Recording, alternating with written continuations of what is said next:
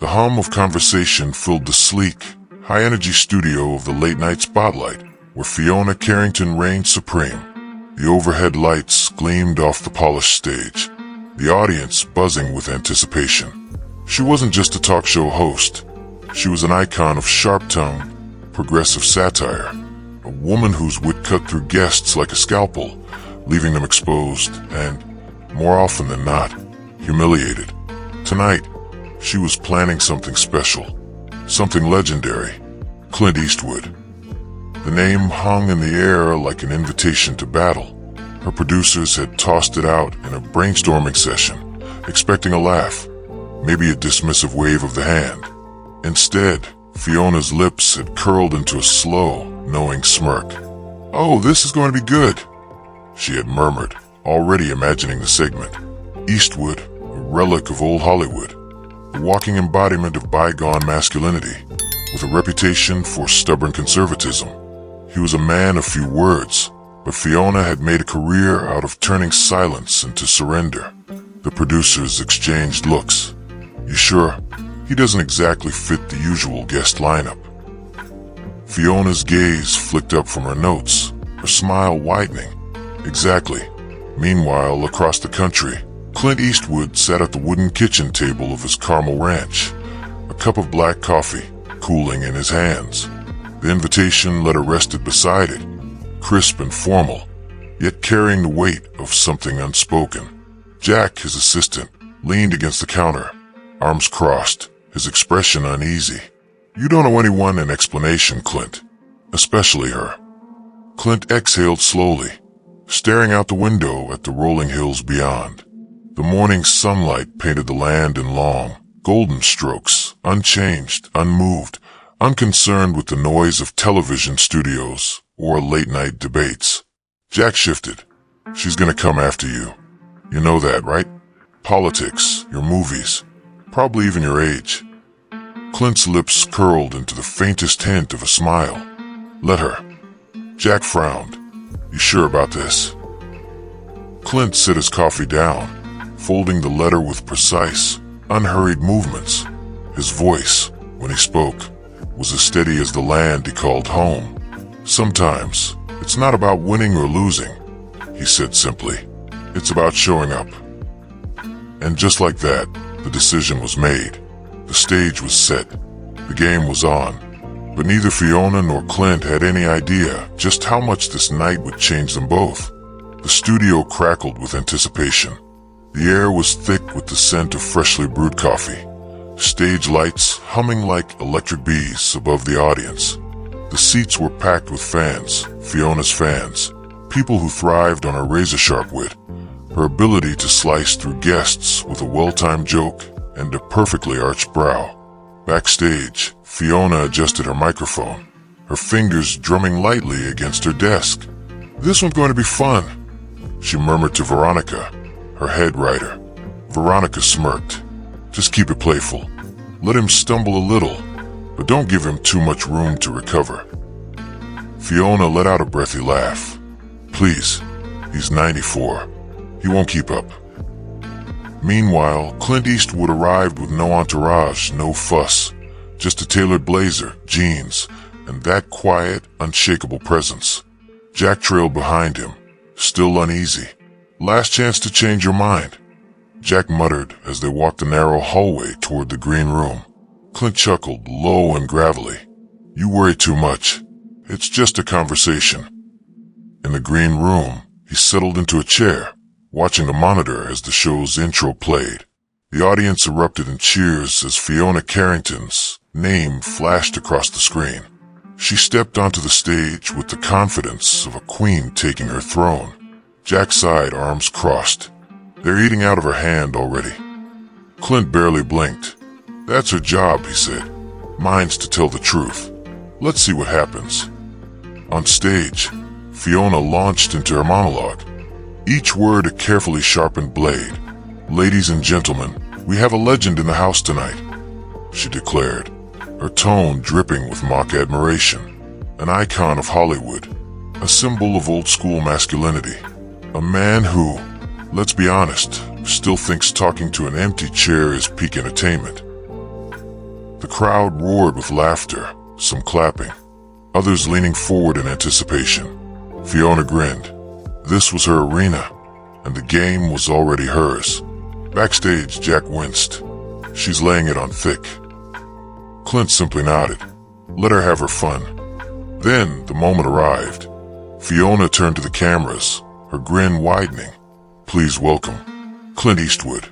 The reaction was mixed. Cheers from the respectful, a few hesitant boos from the bold.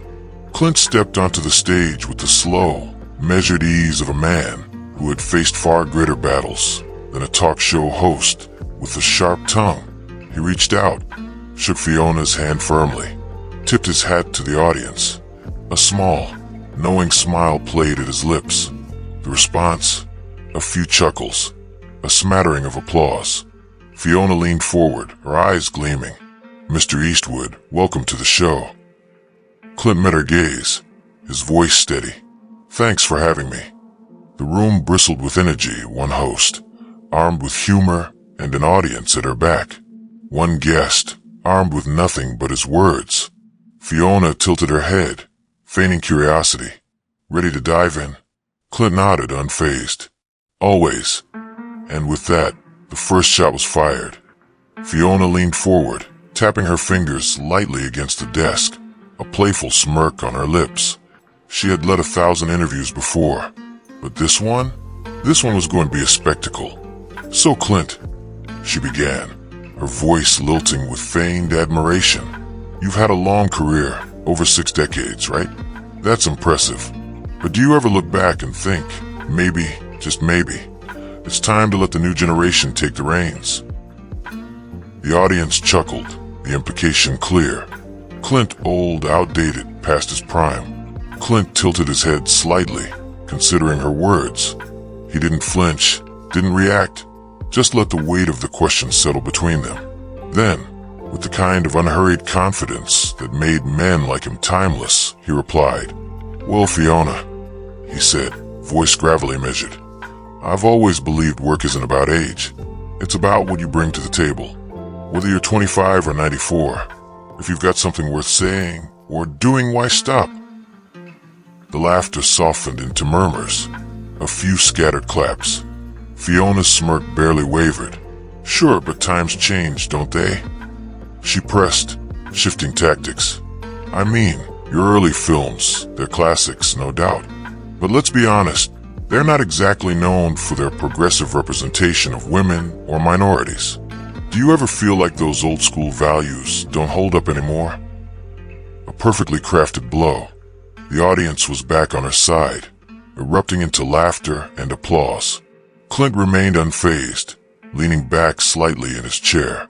He let the noise ride its wave, let Fiona bask in the moment. And then, just as the energy began to settle, he spoke. I think it's important to remember, he said, voice steady, that films are a reflection of their time. They capture what people were thinking, feeling, struggling with. Sure, some of it doesn't age well, but that's true of anything in life. Progress isn't about erasing the past, it's about learning from it. The audience stilled. The laughter didn't return. Fiona's expression flickered, just for a second. She hadn't expected him to shift the ground beneath her so effortlessly. Fair point, she conceded, smoothing her expression. But let's talk politics. You've been pretty vocal about your views over the years, and let's just say they don't exactly line up with, well, a lot of this audience. She gestured vaguely toward the crowd, drawing another round of laughter. Do you ever worry that being so outspoken might alienate people who used to admire you? Clint's faint smile didn't waver. I've always believed in being honest about who I am and what I stand for. If that means some people don't like me, so be it. He held her gaze. Integrity isn't about being popular, Fiona. It's about standing by your principles, even when it's not convenient. A murmur ran through the audience, some nodding, some skeptical. Fiona, sensing the shift, leaned in, voice honeyed with mock concern. But don't you think that kind of stubbornness makes you seem out of touch? The world's moving forward. and some might say you're clinging to the past. Clint chuckled softly, eyes twinkling with something unreadable. You call it clinging, he said. I call it staying grounded. Silence. Fiona's smirk faltered. The audience, moments ago a sea of laughter, was now a mix of contemplation and hesitation. She shifted in her seat. Fair enough, she said, recovering quickly. But surely you can admit there's room for improvement in the way things used to be done? Of course, Clint replied immediately. There's always room for improvement. But improvement doesn't mean tearing down the foundation. It means building on it. You can't write a new chapter if you're too busy tearing out the old pages. The audience, which had entered this interview firmly in Fiona's corner, now sat in quiet reflection. Even Fiona, who prided herself on being the sharpest voice in any room, felt something shift inside her. She was still leading this interview, still controlling the direction of the conversation. But for the first time, she wasn't winning. Fiona sat back in her chair, the laughter that had once filled the studio now replaced by a charged, contemplative silence. The rhythm of the interview had changed. She could feel it. Clint wasn't rattled. He wasn't defensive. He wasn't playing the game she had spent years perfecting. Instead, he was shifting it. She exhaled quietly, adjusting her approach. All right, she said, folding her hands on the desk. Let's talk about something that's defined your career, your characters. The tough guys, the lone wolves, the men who solve problems with a gun and a glare. Do you ever wonder if those roles, those messages, contributed to the less than healthy ideas about masculinity we see today? The audience chuckled, their energy reigniting. This was the moment they had been waiting for, the strike that would leave a mark. Clint gave a small nod, allowing the moment to breathe. Then, instead of dodging the question, he leaned forward slightly. Well, Fiona, he said, voice as calm as ever. I think it's easy to look at things through the lens of today and forget what they represented back then. Those characters weren't just tough guys with guns. They were symbols of resilience, of independence, of standing up in a world that didn't always play fair. He let the weight of his words settle. The laughter died down.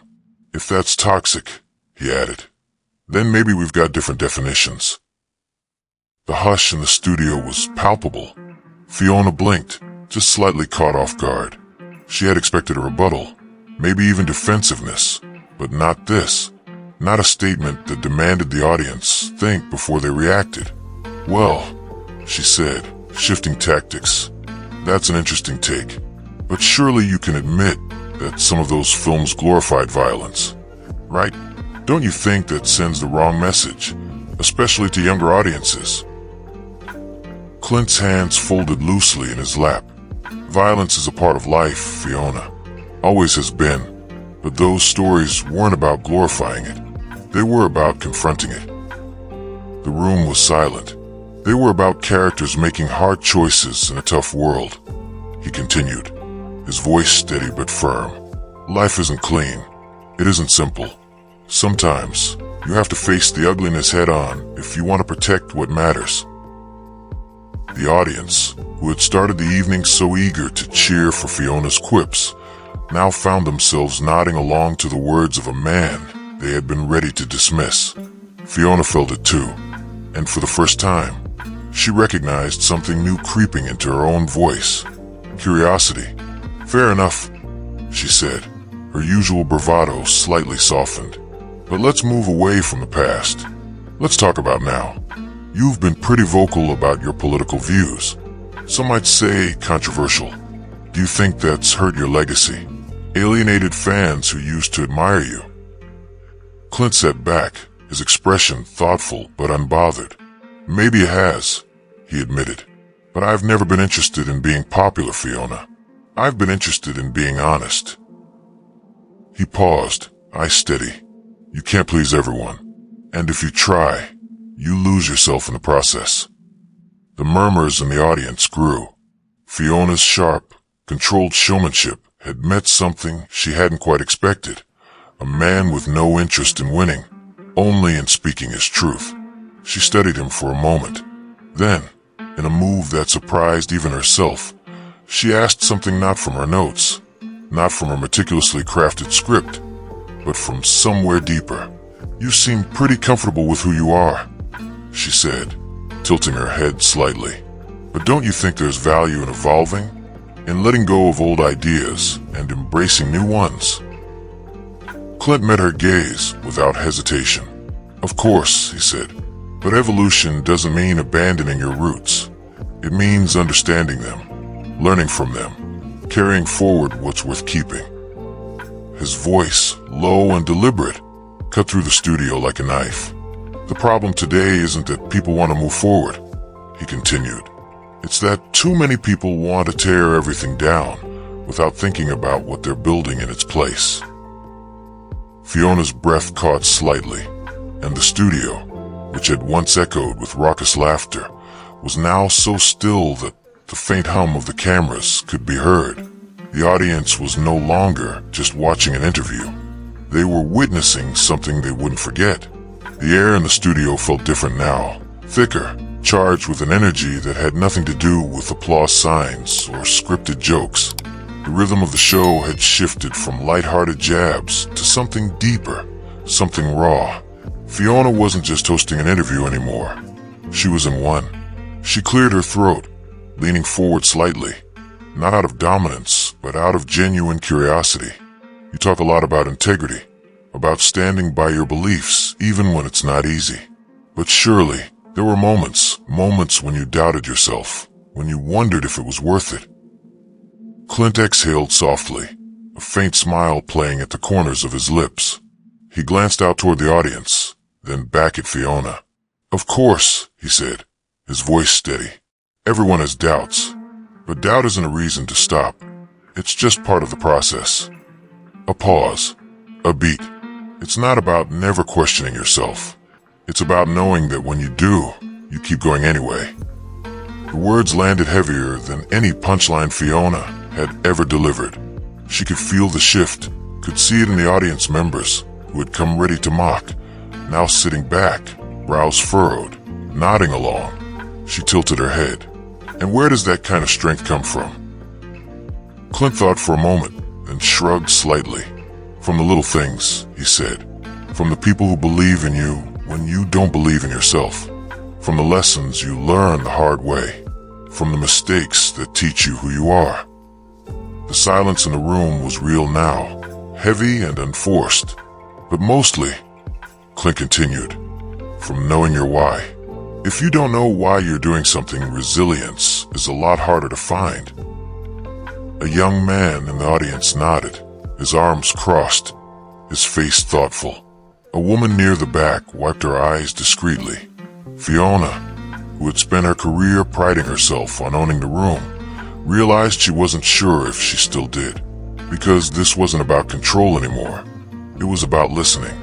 She hesitated, just for a second, before asking something that, hours earlier, she never would have considered worth asking. "What about people who don't know their why?" she said. "What about people who feel lost?" Clint leaned forward slightly, his hands clasped together. He wasn't trying to perform. He wasn't trying to dominate. He was just speaking. "You don't find it overnight," he said simply. "Sometimes it takes years. Sometimes it changes. But the key is to keep moving. Do the work, even when it feels pointless. Show up, even when it's hard." He let the words settle, then continued. "Because the answers, they're usually in the things you almost overlook. The people you meet, the chances you almost take, the lessons you think you don't need." His gaze swept the room. "Purpose isn't something that's handed to you, Fiona. It's something you build, piece by piece." She swallowed. She had spent years running conversations like this one, leading them, owning them. But right now, she just wanted to hear more. She let out a quiet breath. "That's a powerful perspective," she admitted, her voice softer now. "But let's bring it back to you for a second. You've faced criticism, setbacks, even failure. How do you keep going when the world feels like it's against you?" Clint chuckled lightly, shaking his head. "You keep going because you have to," he said, "because the alternative is giving up. And that's just not who I am." Another beat of silence. "Look," Clint added, his voice warm but firm. "The world isn't always fair. It isn't always kind. But that doesn't mean you stop fighting for what matters." He met Fiona's gaze, and for the first time, she didn't see him as an opponent. She saw him as a man who had lived, and maybe a man who had something to teach her. The audience, once so eager to cheer for her sharp jabs, now sat in quiet admiration, some still skeptical, some unsure of where they stood, but all of them, every single one, were listening. And Fiona, for the first time in a long time, she was too. The interview should have been winding down. The producer's signals from behind the camera indicated they were minutes from wrapping, but the usual rhythm, the playful banter, the well-timed applause, the predictable exchange of ego-driven sound bites had disappeared. Something else had taken its place.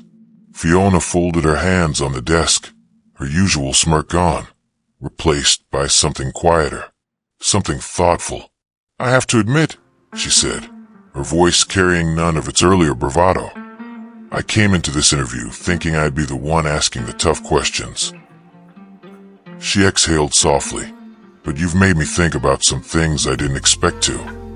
Clint gave a faint, knowing smile. "That's the beauty of a good conversation," he said. "It's not about winning or losing. It's about learning." The words settled over the room like a slow, rolling tide. The audience, who had started the night laughing at Clint's expense, now watched him with something else in their eyes. Respect, consideration, some, perhaps, even admiration. Fiona glanced at her notes, the ones she had prepared so meticulously, the ones that now felt entirely irrelevant. She closed the folder.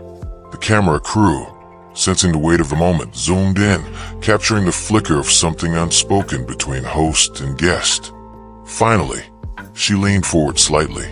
"Thank you," she said, and for the first time that night, there was no angle to it, no performance, just sincerity, for sharing your story, and for reminding us that sometimes the quiet moments matter most.